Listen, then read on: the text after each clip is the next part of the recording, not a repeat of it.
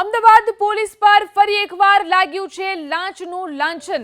Vatva police સ્ટેશનના 2 પોલીસકર્મી અને એક હોમગાર્ડ લાંચ લેતા ઝડપાયા।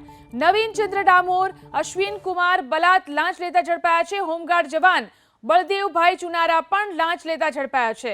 એસપી રિંગ રોડ પાસે ગામડી 3 રસ્તા નજીક આ લાંચ માંગી હતી। એસીબી વોચ ગોઠવી અને તેમને રંગે હાથ ઝડપી લીધા છે। તો અમદાવાદ પોલીસ પર ફરી એકવાર લાંછન લાગ્યું છે લાંચનું।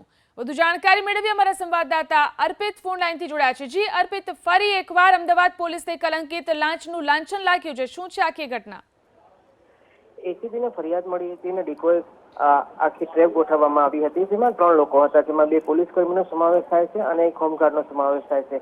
આ ત્રણેય લોકો જે એસપી રિંગ રોડ પરથી પસાર થતા હોય અને તેમને ખોટી રીતે હેરાનગતિ કરવામાં આવતી હતી। ભલે વાહન ચાલકો પાસે કાયદેસરના દસ્તાવેજો હોય તો એ દસ્તાવેજો હોવા છતાં એમને યેન કેન પ્રકારે બહાના કાઢી હેરાન કરીને રૂપિયા 200 થી લઈને 5000 સુધીની લાંચ તેઓ લેતા હતા, એટલે કે પૈસા પડાવતા હતા। જેથી વોશ રાખી અને એસીબીએ આખું છટકું ગોઠવ્યું હતું અને છટકામાં આ ત્રણેય લોકો ઝડપાઈ ગયા છે અને ઝડપાયેલ લોકોની ધરપકડ કરીને એસીબીએ આગળની પૂછપરછ તપાસ હાથ ધરી છે કે કેટલા સમયથી આ ત્રણેય પોલીસ કર્મીઓ હતા અને ક્યાં ક્યાં એમને આ પ્રકારે લાંચ લીધી છે, તમામ પાસાઓને લઈને પૂછપરછ હાથ ધરી છે।